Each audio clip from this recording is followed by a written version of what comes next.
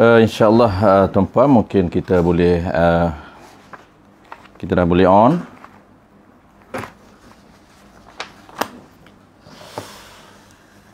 Abang Zaki, okey, Abang Zaki dah ada. Terima kasih sama-sama. Puan Noaini, Puan Sati Dani. Waalaikumsalam warahmatullahi wabarakatuh, Puan. Baik, insyaAllah kita mula, tuan-puan. Malam ni kitab Ta'lim ataupun kitab adat penutup. Adat penutup ataupun pelita penutup adab belajar dan mengajar. Ta'lim fi tariqat ta'allum. InsyaAllah kita sambung malam ni. Kalau kita Jawi muka surat 6 dalam masih lagi pendetilan ilmu fardu kifayah. Malam ni kesan ataupun malam ni kesan belajar ataupun hukum belajar ilmu astronomi ataupun ilmu kaji bintang. Ilmu kaji bintang, ilmu falak, ilmu astronomi. Hukum belajar ilmu kaji bintang tanpa belajar ilmu fardu ain terlebih dahulu. Baik. Kita sedang bincang pendetilan ataupun pembahagian ilmu fardu kifayah ataupun dia panggil contoh ilmu fardu kifayah. Tajuk yang pertama, pemilihan ilmu fardu ain. Silap. Tajuk pertama, tuan-puan, tajuk yang kita duk bincang ini iaitu pemilihan ilmu yang wajib didahulukan. Pemilihan ilmu yang wajib didahulukan. Apa ilmu yang wajib kita dahulukan? Iaitu nama dia ialah ilmu hal.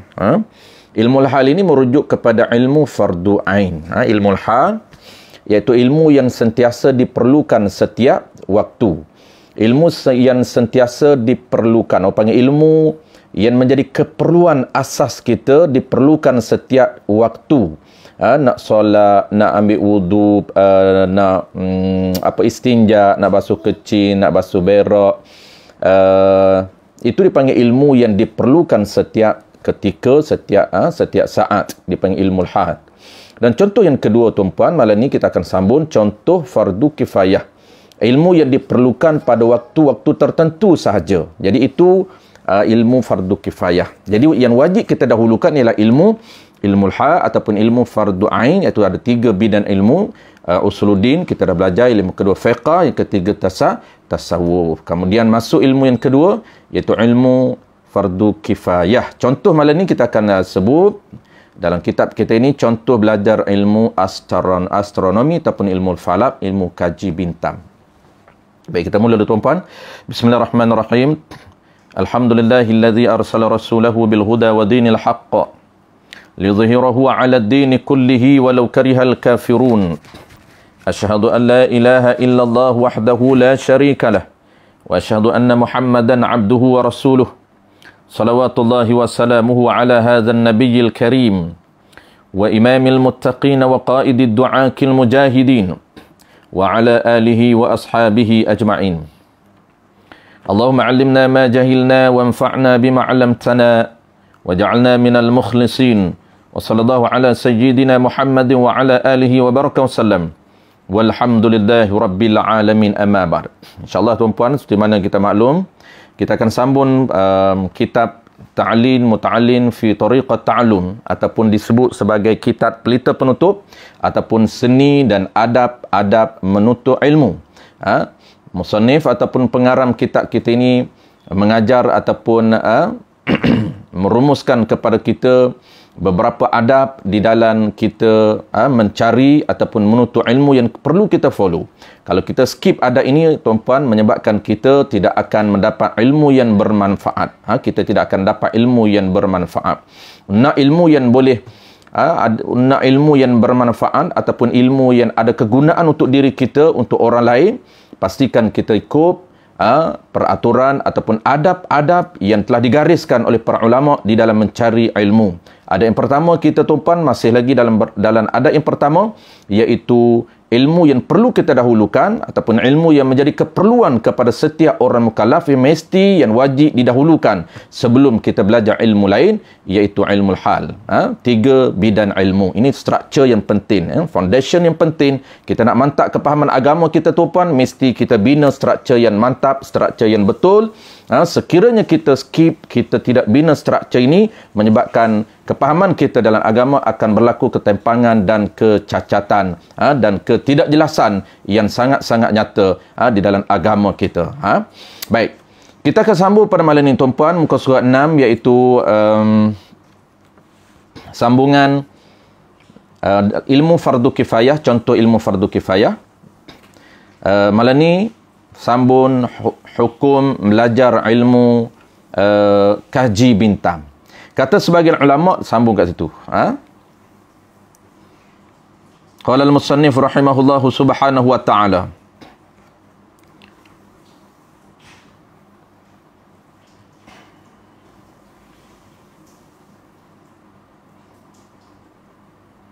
Baik, sebelum daripada ni, kata sebagian ulama, perumpamaan ilmu fardu ain ataupun ilmu hal itu diperlukan setiap ketika oleh manusia seperti makanan asas, dan ilmu fardu kifayah diperlukan pada masa tertentu seperti ubat, dan ilmu kaji bintang ataupun astronomi seperti penyakit yang berbahaya kepada kita sekiranya orang yang nak belajar ilmu kaji bintang ini dia tidak lepas ilmu asas ataupun ilmu fardu ain, menyebabkan haram ke atas dia belajar ilmu kaji bintang. Baik, kita tengok qala al-musannif rahimahullahu taala, maka belajar akan ilmu kaji bintang itu haram.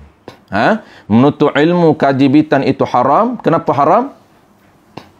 Kerana bahawasanya ilmu bintang itu, ilmu kaji bintang itu, ilmu falak itu, ilmu ramalan, ilmu nujum, ilmu ramalan, ramalan bintang ataupun ramalan cuaca memberi mudarat, yakni memberi kemudaratan kepada akidah dia sekira dia tidak lepas level ilmu fardu ain. Ini penting tuan-tuan. Sebab itu kalau orang yang nak belajar ilmu fardu kifayah, syarat dia boleh, tapi dia kena lepas dulu ilmu fardu ain. Dia kena lepas dulu usuluddin, dia kena bereskan dulu sistem syariat, ilmu fiqh, dan dia kena beres dulu ilmu tasawuf. Kenapa? Kalau tidak dia belajar ilmu fardu kifayah, dia akan kesan balik kepada akidah dia. Inilah haram orang belajar ilmu kaji bintang, ilmu astronomi tanpa dia belajar ilmu akidah. Kerana memberi mudarat, memberi kesan kepada kepercayaan dia, kepada akidah dia. Dan tiada memberi manfaat, tiada memberi kegunaan kepada orang yang belajar ilmu kaji bintang sekiranya dia tidak lepas ilmu usuluddin, ilmu fiqh, dan bermula lari daripada qada Allah Ta'ala dan qadarnya itu tidak dapat. Jadi kenapa bahaya? Kerana dia akan percaya kepada ramalan dia tanpa ada kaitan dengan qada dan qadar.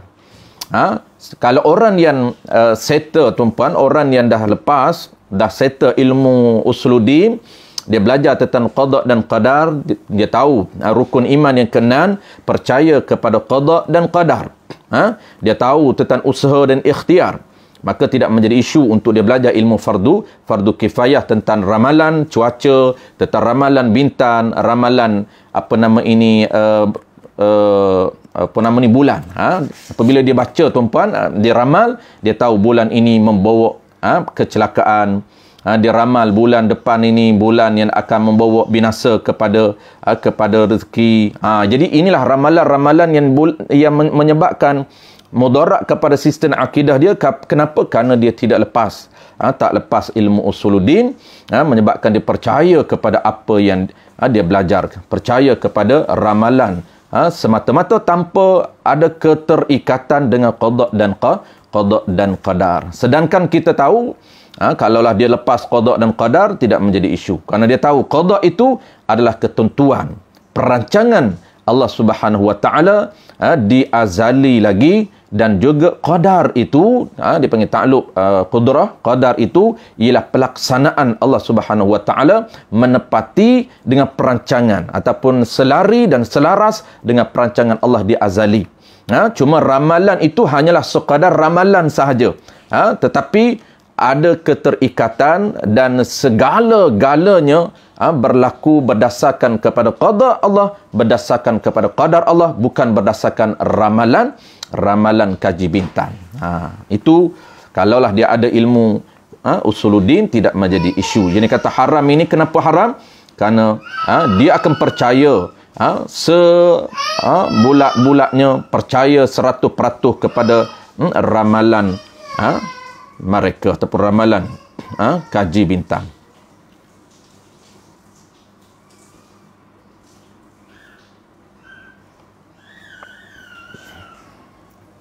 Maka sayugia bagi tiap-tiap orang Islam sepatutnya. Maka sepatutnya apa sebenarnya tugas orang Islam? Bukan tugas orang Islam ini percaya kepada kaji ataupun kepada ramalan mereka. Sepatutnya orang Islam bahawa mengerjai ia orang Islam pada sekalian waktu, pada setiap waktu dia mesti mengerjakan apa dia? Dengan menyebutkan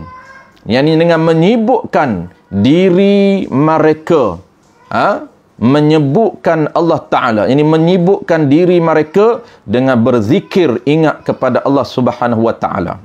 Sibukkan diri mereka dengan berzikir, jadi dengan ingat kepada Allah Subhanahu Wa Ta'ala, tanpa berpandu, tanpa bergantung kepada ramalan tentang bulan ataupun bintang.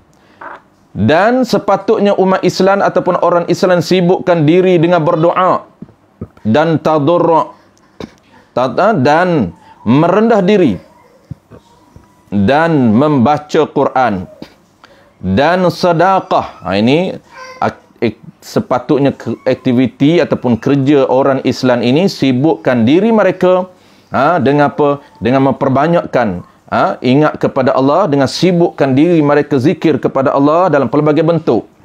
Dan yang keduanya dengan doa, memperbanyakkan doa kepada Allah Subhanahu Wa Ta'ala. Dan yang ketiganya dengan merendah diri kepada Allah Subhanahu Wa Ta'ala. Jangan angkat diri kita. Merendah diri, banyak merendah diri, ini amalan. Orang panggil apa? Merendah diri ini adalah amalan batin, amalan hati kita yang mesti kita selalu beramal dengan merendahkan diri kita. Jangan kita rasa diri kita lebih mulia, diri kita lebih hebat, diri kita lebih sempurna daripada orang lain. Dan juga sibuk memperbanyakkan membaca Quran dan sedekah yang macam mana? Dan sedekah yang menolakkan sekalian bala. Yang sedekah yang menolak akan bala. Dengan memperbanyakkan sedekah itu, antara rahsia sedekah ini, kata Nabi, boleh menolak bala berlakunya ke atas diri dia dan keluarga dia. Nabi menyatakan, as-sadaqatu taruddul bala wa tazidul umur. Nabi kata pemberian sunat ini, sedekah sunat ini, boleh menolak segala bentuk bala bencana ataupun perkara yang tidak disukai, oleh kita. Apa saja perkara kemudaratan, apa saja perkara yang tidak disukai, apa saja keburukan yang berlaku kepada kita ini boleh dikurangkan ataupun boleh ditolak dengan memperbanyakkan sedekah. Itu jelas Nabi menyebut antara khasiat sedekah, hikmah ataupun rahsia sedekah, boleh menolak daripada berlakunya bala. Kata ulama, kalaulah Allah tentu dah dalam qada Allah, dalam perancangan Allah Ta'ala, hari ini Allah turunkan bala, berlakunya sesuatu yang kita tak ingini dalam hidup kita, maka kalaulah dalam qada Allah berlaku, maka qadar Allah akan praktik sama dengan apa yang Allah rancang, tetapi Allah kurangkan. Kenapa? Karena dengan sebab dia sedekah pada waktu paginya, Allah qada di dalam perancangan Allah dan ilmu Allah, dia azali lagi, dia bakal petangnya berlaku benda yang tidak diingini, tetapi Allah kurangkan mudarat ke atas diri dia. Allah Subhanahu wa taala kurangkan musibah yang berlaku ke atas diri dia dengan sebab apa tuan-puan? Dengan sebab sedekah. Itu dia panggil sedekah yang boleh menolak sekalian balak. Sama ada balak dalam bentuk dalam bentuk sakit, dalam bentuk serangan penyakit, dalam bentuk hilangnya harta benda, dan sebagainya. Itu dipanggil musibah.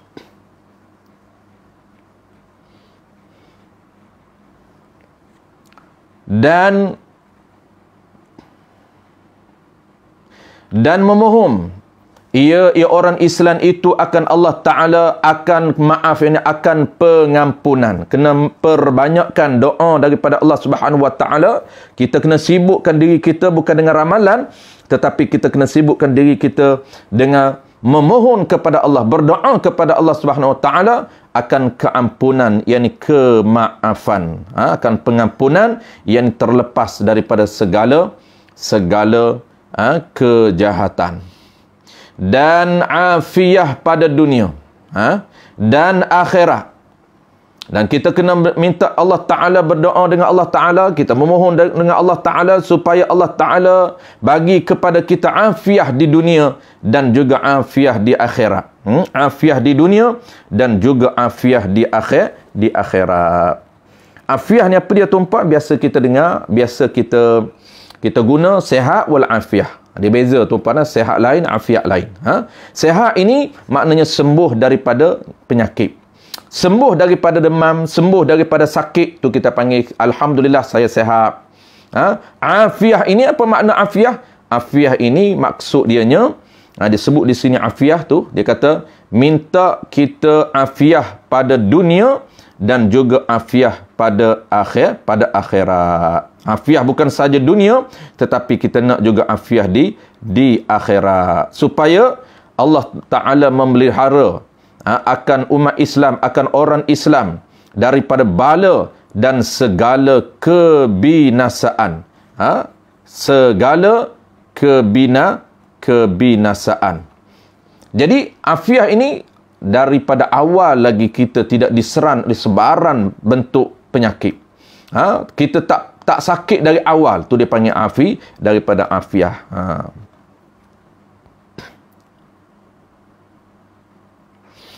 Dan lagi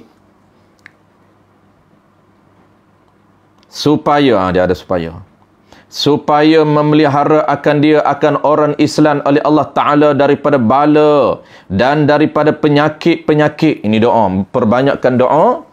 Kena sibukkan daripada sibukkan aktiviti kita dengan perbanyakkan doa. Kerana apa? Kerana orang yang direzeki akan orang itu dengan boleh berdoa itu, tiada diharam akan dia. Tiada diharam akan dia, akan orang Islam itu, daripada perkenan oleh Allah Subhanahu Wa Ta'ala.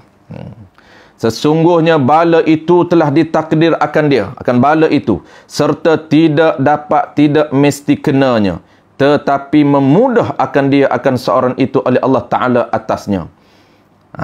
Jadi kalaulah bala itu Allah Ta'ala dah takdirkan kita, dah qada, bala itu akan berlaku kata orang Islam, maka orang yang perbanyakkan doa, orang perbanyakkan sedekah, orang perbanyakkan baca Quran dan aktiviti-aktiviti lain, Allah Subhanahu Wa Ta'ala akan memberi kemudahan kepada mereka dan merezekikan mereka untuk apa? Untuk mempermudahkan mereka ini berdoa kepada Allah Subhanahu Wa Ta'ala. Allah mudahkan mereka untuk lawan musibah, untuk hadapi segala musibah, dan Allah beri kekuatan pada mereka untuk rasa tenang dan juga banyak berdoa kepada Allah Subhanahu Wa Ta'ala.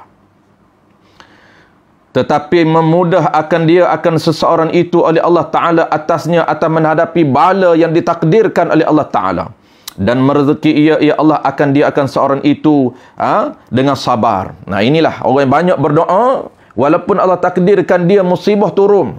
Allah takdirkan dia ni musibah berlaku atas dia, serangan penyakit berlaku atas dia, tetapi Allah Subhanahu Wa Ta'ala mempermudahkan untuk dia menghadapi segala bentuk musibah. dan juga Allah beri rezekikan kepada dia apa dia? Dengan sabar dan berkat doa itu Allah berikan sabar kepada dia.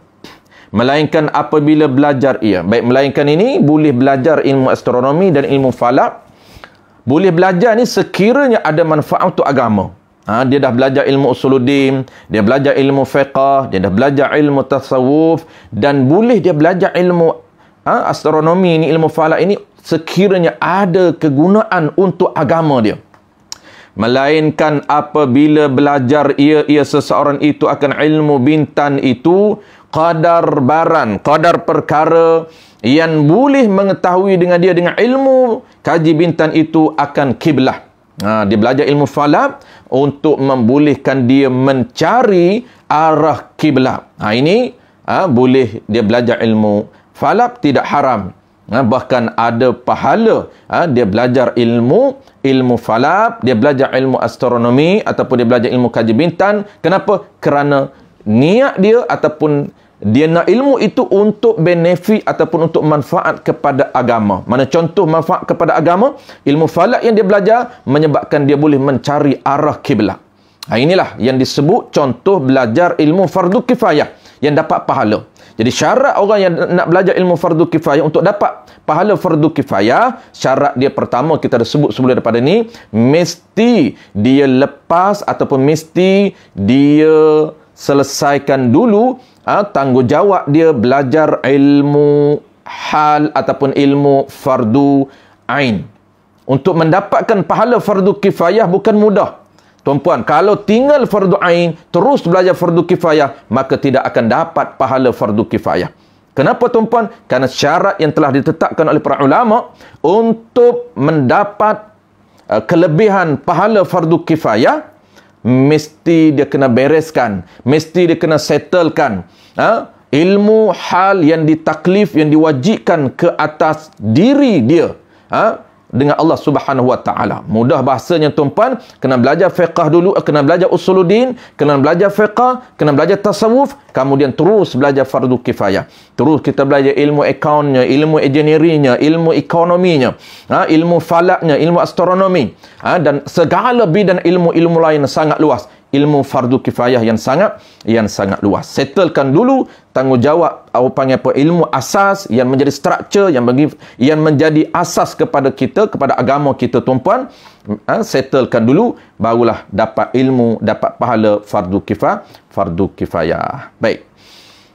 Ini melainkan boleh dia belajar ilmu kaji bintang sekadar perkara, sekadar ilmu yang boleh mengetahui dengan dia dengan ilmu itu akan arah kiblat. Dan waktu-waktu sembahyang, dia belajar ilmu astronomi, ilmu falak untuk mengetahui waktu-waktu sembahyang. Macam waktu sembahyang kita sekarang ni tuan-puan, digubal, dirumus oleh ilmu falak. Maka harus yang demikian itu. Kerana keadaannya wasilah. Keadaan ilmu itu wasilah. Keadaan ilmu itu menjadi wasilah, menjadi perantaraan kepada mengetahui kelakuan yang bangsa agama. Kenapa dia boleh belajar? Kalau dia belajar dapat pahala fardu kifayah. Kenapa belajar ilmu falak boleh pahala fardu kifayah? Sekiranya dia belajar ilmu falak ini menjadikan wasilah, perantaraan untuk dia, untuk urusan agama, untuk dia dapat tahu arah kiblat, untuk dia dapat tahu, dapat susun jadual solat. Jadi ilmu wasilah, ilmu falak itu menjadi wasilah, perantaraan kepada mengetahui akan kelakuan ataupun urusan yang jenis agama. Bukan kerana bahawasanya diterima pada dirinya, yakni bukan kerana untuk kepentingan dirinya, dan dimaksudkan pada dirinya bukan untuk tujuan diri dia, bukan untuk kepentingan diri, dan juga bukan untuk tujuan tertentu bagi dirinya, tidak. Kalau untuk tujuan diri dia semata-mata, maka tidak dapat pahala fardu kifayah ataupun tidak harus untuk dia belajar. Baik, saya tuan-tuan, kita akan ekspreskan, tak ada apa dah. Dia dah jelas semua contoh ilmu kaji bintang. Sebelum nak masuk contoh ilmu yang kedua, ilmu perubatan pula, dia akan tutup dengan kata perhamba. Maka apabila hamba ni, perhamba ni hamba lah. Dia lebih takkid lagi tuan-puan. Kalau hamba tu pun dah rasa rendah diri dah, maka dia kata perhamba. Perhamba lagi rendah diri. Jadi ada makna apa tu tuan-puan? Kata perhamba. Perhamba dia panggil. Jangan perhambakan diri kamu kepada orang lain. Tu maknanya jangan kamu ni duk jadikan orang suruhan kepada orang lain. Rendah diri sangat kepada orang lain. Tu makna perhamba. Kata perhamba makna dia nak kata dia ni diri dia rendah sangat. Ni dia tawaduk dia. Tawaduk penulis. Hamba tu dah rasa rendah diri dah. Dah rasa hina dah. Maka dia lebih lagi perhamba. Kata perhamba. Perhamba. Maka apabila kita dapat mengetahuikan yang demikian itu dengan yang lain daripadanya, maka tiada sayuga kita belajar akan dia. Kerana ghalib sangat orang yang masuk kepada belajarkan ilmu bintan itu terlajak kepada bicarakan hikmah-hikmahnya. Maka yang demikian itu belajar kaji bintan menyebabkan over ataupun menyebabkan terlajak kepada membincangkan perkara-perkara rahsia-rahsia kaji bintan, membawa kepada yang dibimbangi, yang ditakuti membawa kepada dibimbangi, seperti sabda Nabi SAW, man hala haulal hima yushaku an yaqa' fih. Artinya sesiapa juga yang berkeliling, yang berkeliling di daerah kelalan, maksudnya berada di sekitar kamu itu, sekitar perkara yang ditegah itu, nescaya hampir bahawa jatuh ia padanya. Bahasa-bahasa tinggi tu apa? Nak cerita apa tuan-puan? Poin dia, saya tak nak jelaskan satu persatu. Maksud poin dia, kata kunci di sini, pengarah nak cerita, kalaulah kita tidak ada tujuan nak belajar ilmu bintan ini, ilmu kaji bintan ini, kalaulah kita tidak ada tujuan besar untuk agama, maka lebih baik kita jangan cenderum, kita jangan menghampiri ataupun kita jangan cuba untuk belajar kalau bukan kerana urusan agama. Kenapa? Kerana dibimbangi ataupun ditakuti apa yang Nabi sebut. Kalaulah kita ini, Nabi kata man hala haula, artinya sesiapa yang berada hampir, yang sentiasa berkeliling. Makna berkeliling ni sentiasa berada bersama-sama. Daerah keliling, makna daerah keliling orang yang berada bersama, bergaul bersama-sama dengan sesuatu yang ditegah.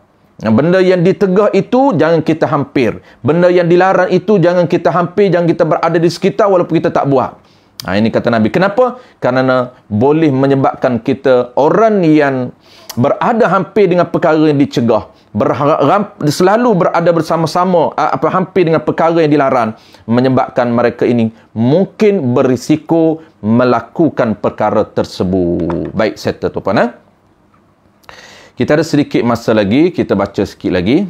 Walaupun dah ada sebenarnya itu titip ataupun dah ada perenggan lain ataupun masa tajuk lain, kita baca sikit, ada masa lagi ni. Baik, dan ada pun belajar ilmu bomoh. Kita nak masuk tuan-puan contoh fardu kifayah yang terakhir. Ini yang terakhir. Sebelum kita masuk topik baru. Topik baru tu topik yang kedua, fasal yang kedua, cara niat. Jadi ini penutup dia dengan contoh ilmu fardu kifayah medik, ilmu perubatan.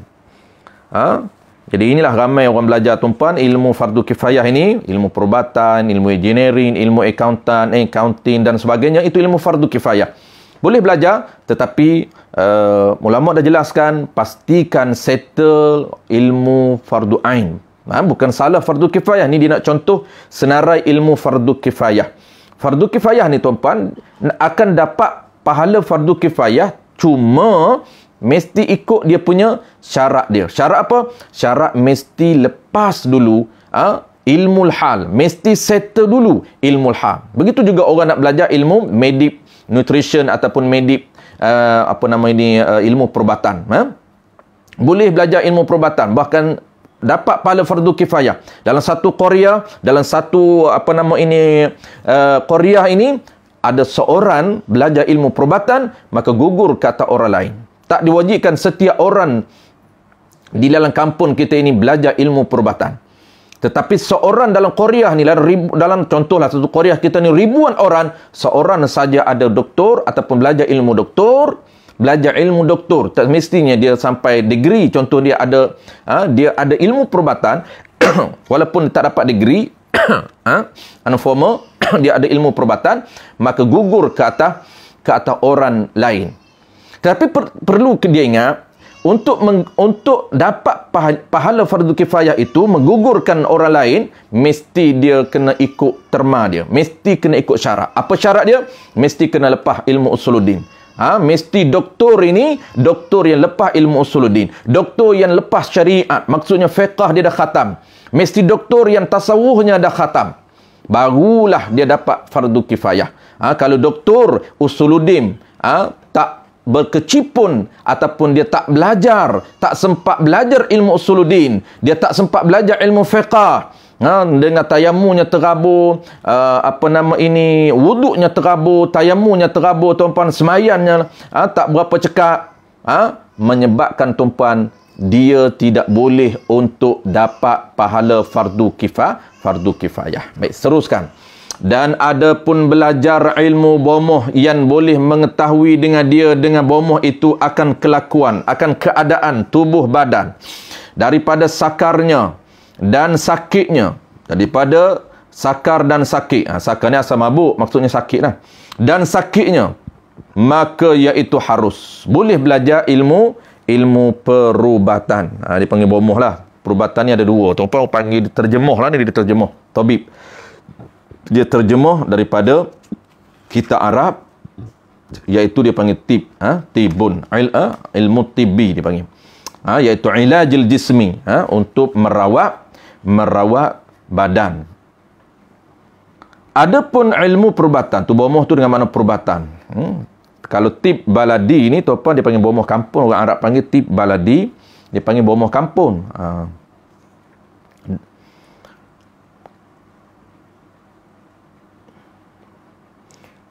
Kerana apa harus boleh belajar ilmu medik, ilmu perubatan? Kerana bahawasanya berbomoh itu satu sebab daripada sekalian sebab-sebab. Sekalian sebab-sebab dapat mengetahui punca penyakit tu, makna dia.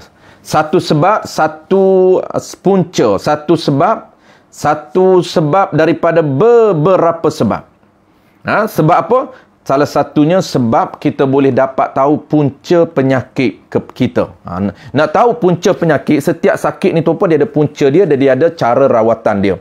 Jadi kita nak tahu cara rawatan, mesti kita kena tahu punca dia.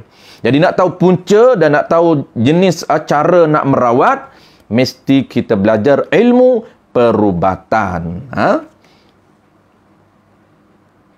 Maka harus belajar akan ilmu perubatan. Seperti segala sebab-sebab yang lain lagi juga.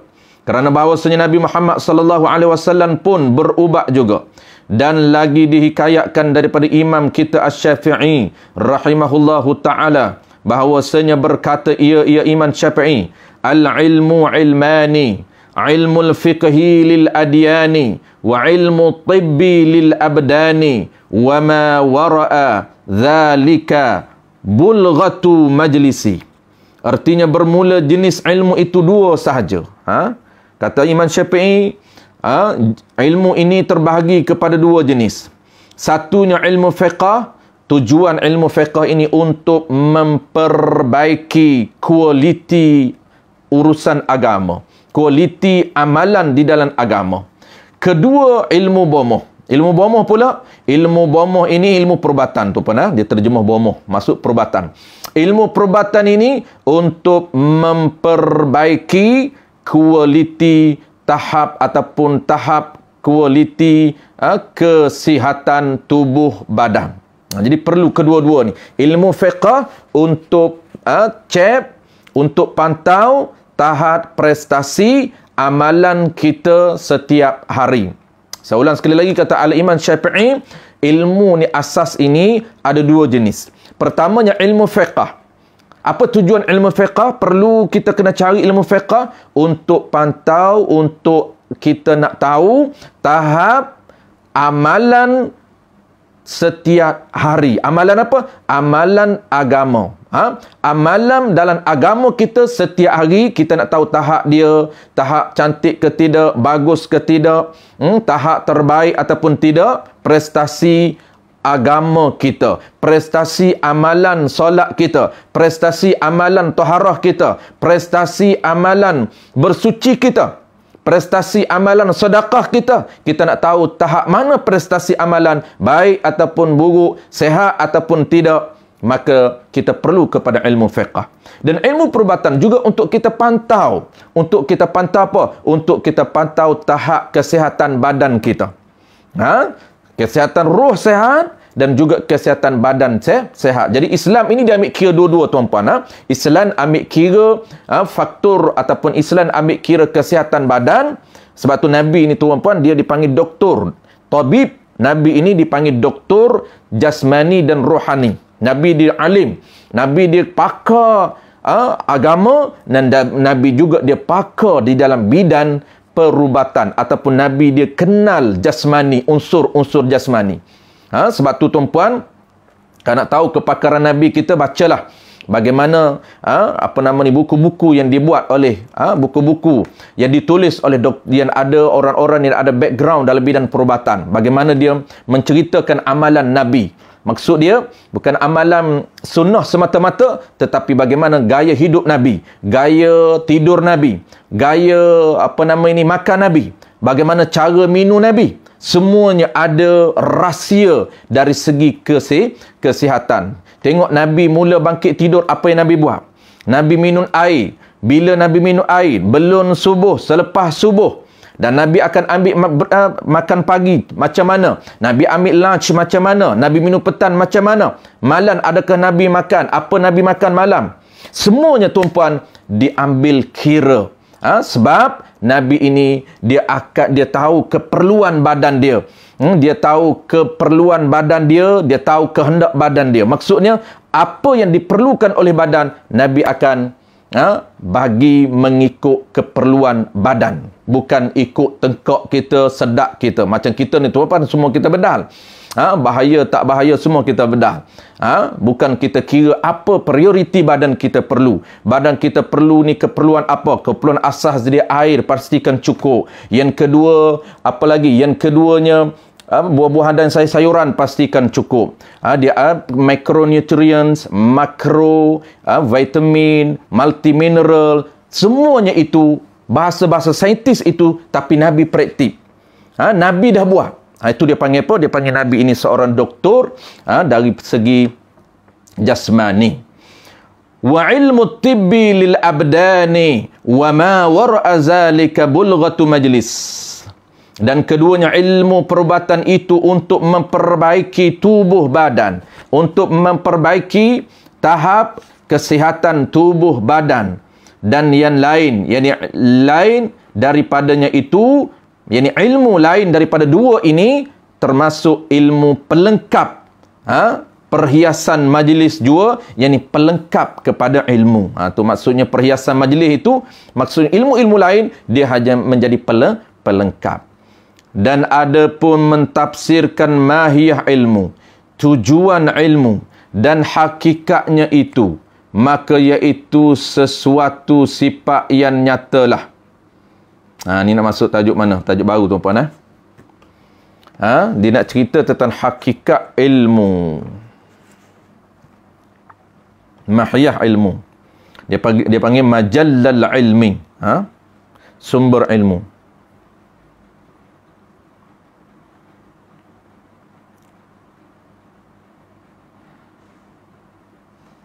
Tengok sikit lagi.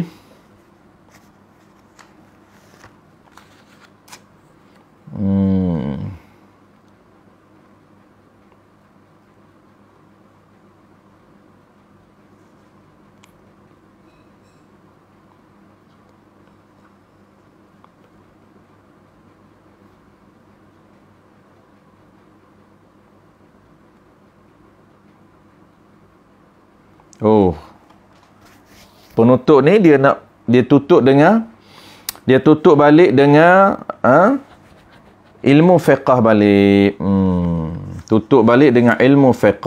Ni sebut kita baca sikit, kita sambung bulan depan. Dia tak payah tuan-puan, kita dah belajar sebelum ni kepentingan ilmu fiqh. Saya tak silap, kita dah belajar sebelum ni kepentingan ilmu fiqh. Ini dia nak cerita balik tentang kepentingan ataupun dia nak cerita balik tentang bukan kelebihan ilmu fiqh dia dah cerita, cuma dia nak cerita secara langsung sebagai penutup ini berkaitan dengan ilmu fiqh balik.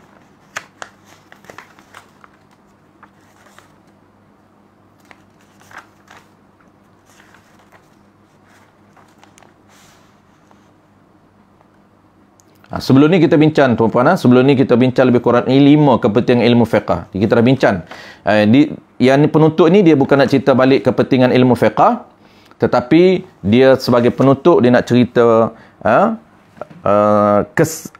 samarah fiqh ataupun dia panggil manfaat ilmu fiqh. Baik, kita baca sikit sebelum kita lebih tu kita akan sambung bulan depan. Qala al-musannif rahimahullahu subhanahu wa ta'ala.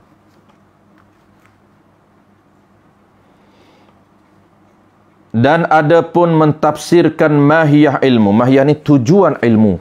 Mahiyah ni tujuan ilmu. Dan hakikatnya itu, sebenar-benar ilmu. Hakikat ni makna ilmu lah. Nak cerita tentang tujuan ilmu, hakikat ilmu.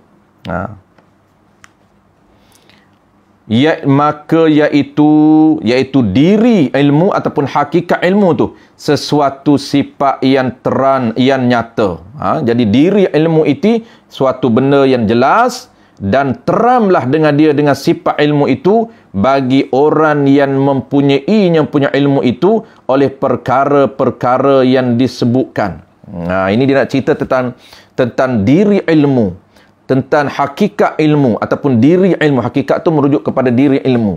Dia kata diri ilmu ini sifat dia, ciri dia jelas dan terang bagi orang yang mempunyai ilmu. Maksud apa? Maksud ilmu ni, jenis apa tuan-puan ilmu ni? Kita nak tengok ilmu ni tuan-puan, dia akan berada ataupun dia boleh kita lihat. Dia boleh kita lihat berdasarkan apa? Berdasarkan kepada orang yang beramal dengan ilmu itu. Dia nyata dan jelas kepada apa? Nyata dan jelas, tidak tersembunyi bagi orang yang mempunyai ilmu. Nyata di mana? Nyata pada amalan dia. Nyata pada orang panggil apa? Pada kelakuan orang yang ada ilmu, dia beramal dengan ilmu dia. Jelas. Dan bermula ilmu fiqh itu mengetahui, mengetahuian halus-halus daripada ilmu.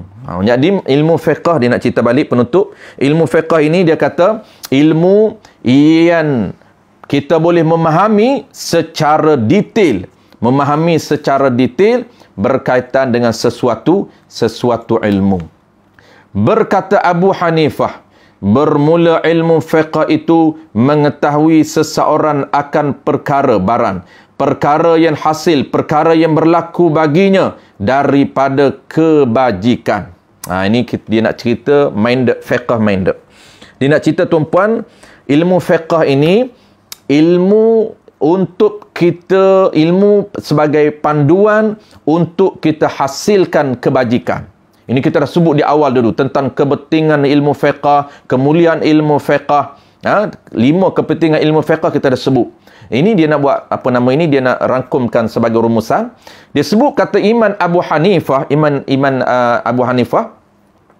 Apa kata Imam Abu Hanifah? Imam Abu Hanifah mengatakan ilmu fiqh ini sebagai panduan untuk melakukan kebajikan. Kita sebut formula dulu tuan-puan.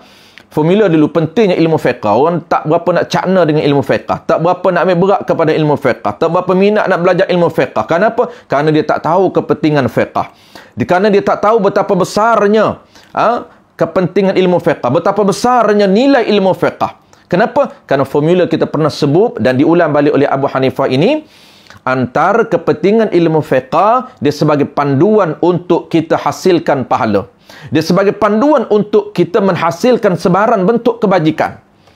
Amalan kita tuan-puan, apa saja amalan dalam agama, nak jadi kebajikan, nak jadi pahala, mesti tahu ilmu fiqh. Kalau tak tahu ilmu fiqh tuan-puan, bukan jadi pahala, akan jadi dosa, akan jadi fasidah.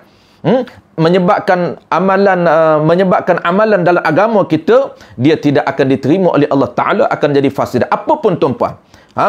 Hari ini ramai orang melakukan amalan dengan tiru. Menyebabkan apa tuan-puan? Menyebabkan tak akan jadi kebaikan, tak akan jadi kebajikan, tak akan jadi pahala di sisi Allah Subhanahu Wa Taala, bahkan akan menjadi fasidah, akan menjadi fasidah ni kita dah belajar pagi tadi, iaitu tidak diterima oleh Allah Subhanahu Wa Taala. Bahkan yang kita takutnya ialah bukan saja tidak diterima oleh Allah Taala, tidak diberi pahala oleh Allah Taala, tetapi termasuk benda yang fasidah ini termasuk benda yang batal, benda yang rosak, dimurkai oleh Allah Ta'ala, dapat dosa. Itu yang kita takut. Apa saja tuan-puan, nak buat ibadat, nak bagi salam tak jadi ikut syariat, nak sedekah tak jadi ikut syariat. Kenapa? Kerana sedekah dengan tidak ada niatnya, lepas tu pula kalau tak ada niat sedekah boleh tahan lagi, tapi niat nak tunjuk kepada orang, ini menyebabkan semua tidak akan jadi kebajikan, tidak akan jadi kebaikan. Baik. Kata Abu Nu'man lagi, Abu Hanifah lagi, dan akan barang yang hasil atasnya daripada kejahatan. Ini bahaya. Dan ilmu fiqh itu dia kata, dan yang atas pada kata barang yang hasil baginya, barang berlaku baginya kebajikan. Mengetahui fiqh itu boleh menghasilkan perkara ataupun pekerjaan kebajikan ataupun kebaikan. Dan akan barang yang hasil, barang yang berlakunya atas perkara itu daripada kejahatan. Kita boleh elak. Dengan ilmu fiqh ni kita boleh elak kejahatan. Kita tak nak berlaku, kita tahu ini sah, ini batal. Jangan buat kalau batal. Kenapa kita tahu batal? Kenapa kita tahu sah? Kenapa kita tahu tak sah? Kerana ilmu fiqh membimbing kita. Ilmu fiqh guide kita. Ilmu fiqh inilah ilmu yang memandu kita. Ini salam yang betul. Ini salam yang haram. Kalau kita bagi salam dengan cara yang salah, bukan saja tak ada pahala, tetapi haram. Kita mudah-mudahnya tuan-puan, bagi salam mudah-mudah saja. Itu bahaya. Kalau tak nak buat ikut syariat, jangan buat. Tu je mudah. Ibadat ni tuan-puan, kalau nak buat mesti ikut syariat. Nak tahu macam mana syariat betul tak betul, cari ilmu fiqh. Kalau malah belajar fiqh, tak berapa rajin belajar fiqh, penyegan belajar fiqh, jangan buat ibadat. Jangan buat ibadat. Jadi dapat haram satu saja. Tapi kalaulah dia buat ibadat dengan tak belajar, dengan tinggalkan panduan fiqh, menyebabkan dia akan dapat dua kesalahan. Pertama, kesalahan melakukan ibadat dengan tak betul, itu salah. Termasuk dalam kaedah selalu kita sebut, tiap-tiap ibadat yang fasidah haram. Kullu ibadatin fasidatin haramun. Tiap-tiap ibadat yang fasid, yang tak betul itu, yang tak sah itu adalah haram. Satu kesalahan. Kesalahan yang kedua, dia tidak melaksanakan ibadat itu. Termasuk orang yang tidak melaksanakan ibadat. Kalau dia semayang tuan-puan, dia semayang tanpa belajar ilmu fiqh, tanpa ambil tahu ilmu fiqh, wuduknya tak ambil tahu ilmu fiqh, menyebabkan dia semayang tidak dikira semayang walaupun 50 tahun dia semayang. Makna kesimpulan, orang semayang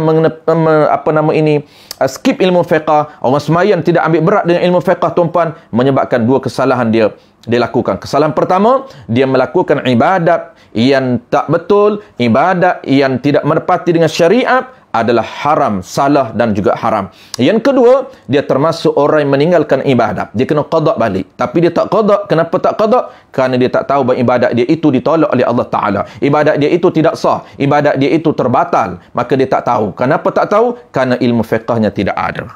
Ini Abu Nu'man, Abu Hanifah dah sebut. Dan ini makna terlebih umum daripada makna ilmu fiqh. Yang boleh mengetahui dengan ilmu fiqh itu akan kelakuan mukallaf. Ilmu fiqh lah menyebabkan kita tahu mukallaf, kelakuan mukallaf. Dan berkata ia pula, tidaklah ilmu itu melainkan kerana beramal dengan ilmu. Nak panggil ilmu ni tuan-puan, kata Apa nama Abu Hanifah? Melainkan orang yang beramal. Barulah kita panggil dia itu ilmu. Tidaklah dinamakan ilmu itu melainkan kerana beramal dengan ilmu itu. Dan bermula beramal dengan ilmu itu meninggalkan yang bersegera bagi yang bertangguh. Segera tu urusan dunia. Meninggalkan urusan dunia bagi melakukan urusan yang bertangguh, urusan akhirat. Tangguh tu urusan akhirat. Dan dikendaki dengan yang bersegera itu dunia. Dan bekerja dengan segala pekerjaan dunia. Dunia ni kita dah sebut banyak kali tuan-puan. Dunia ini makna apa dunia? Makna dunia bukan berdasarkan rupa dunia. Tidak. Makna dunia itu berdasarkan kepada, kalaulah pekerjaan itu walaupun rupa akhirat, tetap nama dunia, sekiranya tidak ada pahala di akhirat. Sekiranya tidak ada pahala di akhirat, dianggap perbuatan itu dunia, walaupun rupanya akhirat. Walaupun baca Quran, tapi tidak ada pahala di akhirat, dianggap pekerjaan baca Quran itu dunia. Sekiranya solat sunat, duha, akhirat, tetapi rupanya akhirat, tetapi akan jadi dunia, sekiranya tidak ada pahala. Kenapa? Kerana dia semayan ini, semayan nak tunjuk kepada orang. Nak sungguh orang kata dia rajin semayan sunat duha. Dia rajin baca Quran. Niat dia untuk orang nilai dia. Niat dia kerana tujuan orang lain, tujuan makhluk, bukan kerana Allah Subhanahu Wa Taala. Maka juga dinamakan dunia. Kenapa? Kerana di akhirat tidak akan dapat pahala. Tetapi kalaulah walaupun rupa itu dunia, tapi niat dia niat betul, dia akan dapat pahala di akhirat, maka itu dinamakan urusan akhirat. Settle tuan-puan. Selalu kita sebut tuan-puan. Sebab takut kita terkeliru, terbiasa dengan standard biasanya. Kita apabila kita sebut dunia, kita tengok rupa. Oh, ni rupa dunia, maka ini urusan dunia. Oh, ini rupa akhirat, ini urusan akhirat. Bukan itu penentu. Makna dia kena tengok kepada makna dunia dan makna akhirat. Dan bekerja dengan segala pekerjaannya. Dikendaki dengan yang bertangguh itu akhirat. Urusan yang bertangguh itu akhirat. Yakni apa akhirat ini? Yakni syurga dan barang yang padanya. Pada syurga itu pangkat-pangkatnya. Kerana tiada mungkin hendak menghasilkan hendak mendapatkan keduanya, dunia dan akhirat itu sama sekali, kerana kedua-duanya berlawanan. Kalau nak dunia, maka akan tinggal akhirat. Kalau nak akhirat, akan tinggal dunia. Maksud dunia tu, dunia benda yang kita buat tidak ada pahala, tu dunia. Kalau benda ada pahala, dia tak jadi dunia lah, jadi akhirat. Dan bermula akhirat itu kekal selama-lamanya, maka lazimlah meninggalkan yang binasa. Dunia ni binasa, tinggallah. Kalau benda tak ada pahala, tuan-puan, tinggallah. Jangan duk kejar benda yang tidak ada pahala. Kejar benda yang ada pahala. Tukarkan aktiviti dunia kita bagi jadi pahala. Kerana mengambilkan yang kekal, akhirat tu, maka sayugialah bagi seorang manusia. Sepatutnya itulah tugas seorang manusia, ambil benda yang kekal, benda yang ada pahala. Bahawa tiada lupa ia manusia itu daripada mengenalkan dirinya dengan lemah dan papa dan binasa, dan mengenalkan barang yang memberi manfaat akan dia, akan perkara tadi, akan barang tadi, daripada ibadat-ibadat dan ta'at-ta'at, dan mengenal pula barang yang memberi mudaratnya daripada yang keji-keji dan yang jahat-jahat pada dunia. Benda yang ada mudarat kepada diri dia, tinggalkan. Dan akhirat, benda yang beri mudarat pada akhirat, tinggalkan. Maka mencapai ia akan barang yang perkara yang memberi manfaat. Maka kejarlah ia seorang itu akan perkara, akan aktiviti yang boleh memberi manfaat kepada dia, yang boleh ada jadi pahala di akhirat kelak. Apa saja aktiviti tuan-puan, itu pertin kepada ilmu fiqh. Kerana ilmu fiqh saja yang boleh menukar aktiviti ini kepada pahala. Kalaulah tidak ada ilmu fiqh tuan-puan, dia tak mampu untuk menjadikan setiap aktiviti dia menjadikan pahala. Tak boleh. Gosok gigi tiap-tiap hari, tapi dia tak tahu macam mana cara gosok gigi ada pahala. Sedangkan gosok gigi ini termasuk siwak, ada pahala, mesti kena ikut syarat dia. Maka syarab itu tuan-puan berada dalam ilmu fiqh, dalam modul fiqh. Sangat rugi kita melakukan aktiviti setiap hari tanpa pahala. Basuh kencing, basuh qada hajat, basuh berak tuan-puan, semuanya kita boleh jadikan pahala sekiranya ada ilmu fiqh. Maka mencapai ia akan barang yang memberi manfaatnya. Sah menjauhi ia akan barang yang memberi mudarat. Jauhlah daripada perkara yang ada mudarat, supaya tidaklah akalnya dan ilmunya itu jadi hujah atasnya. Jangan menyebabkan akal dia akan mendakwa dia dan ilmu dia akan mendakwa dia di akhirat. Maka bertambah-tambahlah seksanya. Wal'iyadzubillah, kita berlindung dengan Allah daripada murka dan seksanya, seksa Allah. Baik, itu boleh berhenti situ tuan-puan. Dan hanya sesungguhnya telah datang pada menyatakan kemegahan ilmu dan kelebihan itu oleh beberapa banyak daripada ayat. Wallahu a'lam. Penutup insya-Allah bulan depan tuan-puan, iaitu berkaitan dengan kelebihan orang menuntut ilmu. Dia baca hadis, man salaka tariqan yatlubu fihi ilman salaqallahu bihi tariqan min turuqil jannah. InsyaAllah itu penutup kepada topik pertama sebelum kita masuk fasal kedua ataupun topik kedua. Kita akan tutup bulan depan dengan kelebihan orang yang belajar ilmu, ilmu fiqh dan juga ilmu tauhid ataupun ilmu tasawuf. Itu kan kenapa kita sebut 3 ilmu? Kerana ilmu itu ilmu yang besar pahala dia. Baik, insyaAllah tuan-puan, kita akan sambung bulan depan. Kita baca ekspres ni sebab dia mudah saja tuan-puan. Yang mudah kita akan baca ekspres supaya jimat masa kita. Kerana banyak lagi tajuk yang kita akan belajar tuan-puan, banyak tajuk. Jadi kita kena ekspreskan. Kita baru duduk fasal kedua. Dia banyak fasal. Di belakang sana bab pemilihan pemakanan. Di belakang tu dia pemakanan. Kita akan bincang. Dia nutrition. Jadi combine kita takdib ni ataupun kitab ta'lim ni dia combine adab belajar, dia adab mengajar, adab belajar tu pula ada fasal-fasal banyak, sehingga fasal penjagaan pemilihan pemakanan. Kenapa? Kerana diberi kesan kepada minda, diberi kesan kepada sistem ataupun fungsi otak kita dan fungsi badan kita. Jadi kita akan belajar jenis-jenis pemakanan yang perlu kita ambil untuk apa? Untuk meningkatkan fungsi minda kita dan untuk bantu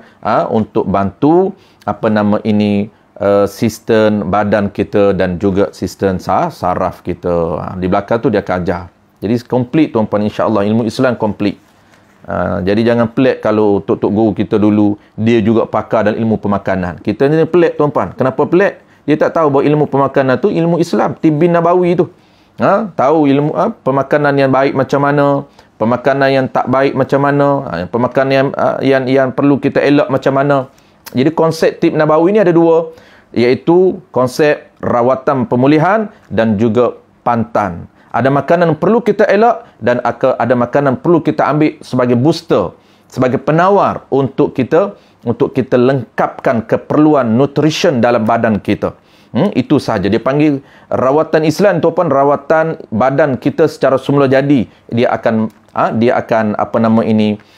melawan virus ataupun bakteria dalam badan kita. Jadi itu cara rawatan Islam. Dia tak perlu kepada chemical, dia tak perlu kepada sintetik daripada luar. Badan kita just lengkapkan keperluan asas badan kita. Apa keperluan asas? Kenapa dia damage? Kenapa sel damage? Sebab kita ambil makanan yang tidak perlu. Kita banyak ambil sintetik, kita banyak ambil chemical dan sintetik. Itulah dia akan menjadi radikal bebas dari badan kita. Apabila radikal bebas tinggi, menyebabkan antioksidan dia rendah, menyebabkan berlaku ketidakseimbangan radikal bebas dan antioksidan dalam badan kita, berlakunya proses dipanggil oksidatif. Itu semua itu bab pemakanan tuan-puan. Tok-tok guru kita dulu alim, cuma dia tak boleh nak cerita nutrisi, dia tak ada. Itu istilah sains. Itu istilah sains pemakanan. Jadi kita ni combine lah di antara istilah kita nak tahu, maka kita belajarlah istilah-istilah sains pemakanan supaya kita lengkapkan ilmu Tibb Nabawi ni dengan semasa ini tuan-puan. Jadi untuk lengkapkan ilmu, baru kita tahu istilah-istilah istilah kita perlu pengambilan protein dalam apa dia punya perlu asid amino essential, asid amino ada 9. Jadi itu ni kena combinekan dengan ilmu sains pemakanan. Di belakang insya-Allah tuan-puan, wallahu a'lam. Di belakang kita akan bincang. Baik, terima kasih tuan-puan kepada yang sudi memeriahkan live kita malam ini. Dan terima kasih banyak kepada pihak penganjur, Al-Fadhil Abang Zaki kita, Ustaz Fendi kita dan semua ahli jawatan kuasa Surau Haji Ismail Puncak Alam yang mengadakan slot pada malam ini, kitab Ta'lin Muta'alin fi Tariqat Ta'alum ini. Mudah-mudahan Allah Ta'ala berikan kebaikan kepada kita, kebajikan kepada kita dan keberkatan kepada kita. InsyaAllah tuan-puan, kita akan jumpa lagi bulan depan. Bismillahirrahmanirrahim. Alhamdulillahi Rabbil Alamin. Wassalatu wassalamu ala asyrafil anbiya'i wal mursalin wa ala alihi wa ashabihi ajma'in. Allahumma faqihna fid din wa 'allimna ta'wil waj'alna minal ulama'il 'amilin waj'alna minal mukhlisin. Wa sallallahu ala sayyidina Muhammadin wa ala alihi wa baraka wa sallam. Walhamdulillahi Rabbil Alamin. Ya? Adik mana adik-adik? Okay, insyaAllah jumpa lagi ya.